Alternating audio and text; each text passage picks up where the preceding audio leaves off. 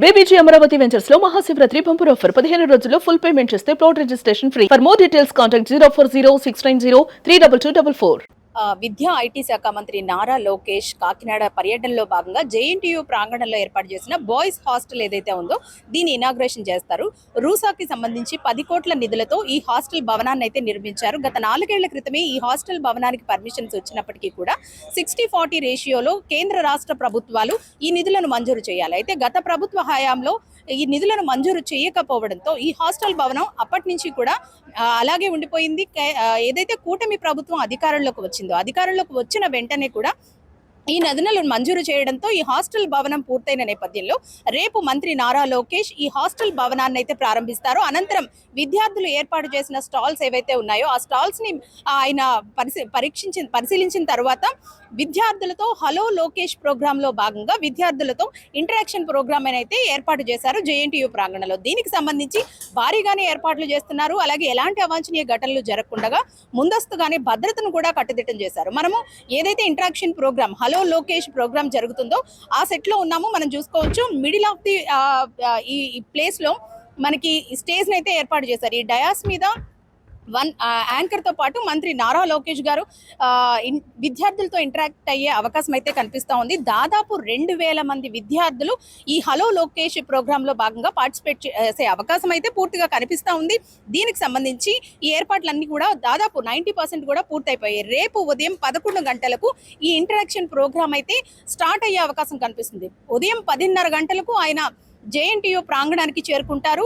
ఈ హాస్టల్ భవన ఇనాగ్రేషన్ అయిన తర్వాత విద్యార్థులు ఇన్నోవేటివ్ థాట్స్ కి సంబంధించి ఏర్పాటు చేసిన స్టాల్స్ ని ఆయన పరిశీలించిన తర్వాత ఈ ఇంటరాక్షన్ ప్రోగ్రామ్ అయితే స్టార్ట్ అయ్యే అవకాశం కనిపిస్తుంది. ఉదయం 11-11:30 ప్రాంతంలో ఈ ఇంటరాక్షన్ ప్రోగ్రామ్ అయితే స్టార్ట్ అవుతుంది. 1:30 వరకు కూడా ఈ ప్రోగ్రామ్ అయితే కంటిన్యూ అవుతుంది. ఏదైతే ఈ చుట్టూ కూడా స్టూడెంట్స్ కూర్చునేందుకు వీలుగా దాదాపు 2000 మంది విద్యార్థులు అయితే హాజరయ్యే అవకాశం ఉన్న నేపథ్యంలో భారీగానే ఏర్పాట్లు చేశారు. సెంటర్ లో మాత్రం మంత్రి నారా లోకేష్ గారు కూర్చునేందుకు వీలుగా ఒక డయాస్ ని ఏర్పాటు చేశారు. 4 వైపులా కూడా ఏ స్టూడెంట్ క్వశ్చన్ చేసినా దానికి ఆన్సర్ చేసే విధంగా రొటేట్ అయ్యే సోఫాస్ ను కూడా ఇక్కడ ఏర్పాటు చేశారు. అది మనం మిడిల్ లో చూసుకోవచ్చు.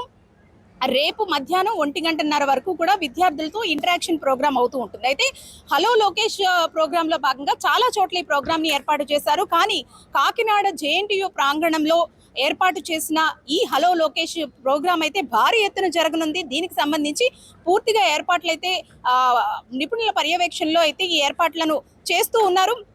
విద్యార్థులతో పాటు ఇంకెవరు కూడా లోపలికి వచ్చేందుకు అనుమతి అయితే లేదు.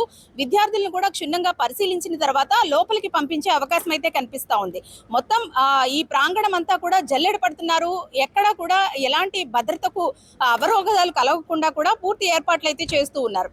విద్యార్థులందరూ కూడా ఉదయమే ఈ ప్రాంగణానికి చేరుకునే అవకాశం కనిపిస్తా ఉంది. క్షుణ్ణంగా పరిశీలించిన తర్వాత ఈ హాల్ లోపలికి వాళ్ళకి ఎంట్రీ అయితే ఉంటుంది.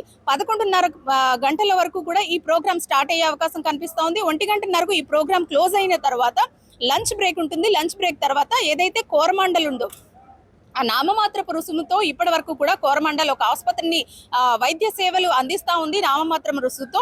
అయితే ఇప్పుడు అత్యాధునిక హంగులతో ఈ హాస్పిటల్ ని పునర్నిర్మించారు. ఆ హాస్పిటల్ ని ఆయన ఇనాగ్రేట్ చేసే అవకాశం ఉంది. అక్కడి నుంచి కూడా అచ్చంపేటలో ఉన్న టీడీపీ కార్యాలయం ఏదైతే ఉందో అక్కడికి చేరుకునే అవకాశం ఉంది. పార్టీ కేడర్ అలాగే కార్యకర్తలు వీళ్ళందరితో కూడా ఆయన సమావేశం అవుతారు.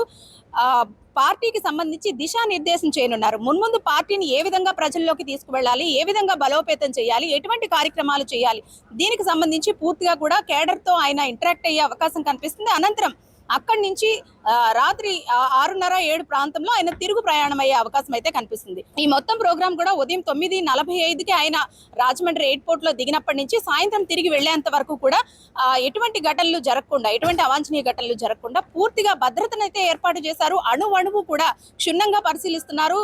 ఏదైతే హాస్టల్ భవనం ఉందో డాగ్ స్క్వాడ్ అలాగే బాంబ్ స్క్వాడ్ తో కూడా క్షుణ్ణంగా పరిశీలించారు. ఇక్కడ ఏదైతే ఇంటరాక్షన్ ప్రోగ్రామ్ ఉంటుందో ఇది దాదాపు 2 గంటలు కొనసాగే అవకాశం ఉన్న నేపథ్యంలో ఎవరిని కూడా లోపలికి అనుమతించరు. కేవలం విద్యార్థులు మాత్రమే లోపలికి అనుమతిస్తారు. అది కూడా పూర్తిగా వాళ్ళను క్షుణ్ణంగా పరిశీలించిన తర్వాతే లోపలికి అనుమతించే అవకాశం ఉంది. మీడియాకు కూడా లోపలికి ఎలవ్ లేదు. లైవ్ స్ట్రీమింగ్ ద్వారా ఈ కార్యక్రమం అంతా కూడా కొనసాగుతూ ఉంటుంది. మొత్తంగా కాకినాడ పర్యటన అయితే గనక భారీ ఎత్తున ఏర్పాట్లు చేస్తున్నారని చెప్పుకోవాలి. మంత్రి అయిన తర్వాత మొదటిసారిగా మంత్రి నారా లోకేష్ కాకినాడ పర్యటన ఖరారైంది. అందుకే చాలా ప్రతిష్టాత్మకంగా ఈ ఏర్పాట్లు చేస్తూ ఉన్నారు. ఏదైతే కాకినాడకు చేరుకున్నప్పటి నుంచి తిరిగి వెళ్లేంత వరకు కూడా అధికారుల సమక్షంలోనే ఈ కార్యక్రమం అంతా కొనసాగనుంది. ఎలాంటి ఘటనలు జరగకుండా తిరిగి మళ్ళీ సేఫ్ గా ప్రయాణం కొనసాగేంత వరకు కూడా ఈ భద్రతకు సంబంధించి పూర్తి ఏర్పాట్లు చేయడమే కాకుండా మొత్తం క్యాడర్ ని కూడా బలోపేతం చేసే దిశగా కూడా ఈ కార్యక్రమం అయితే కొనసాగనుంది. కెమెరా పర్సన్ శ్రీధర్ తో అనుశ్రీ, సుమన్ టీవీ, కాకినాడ.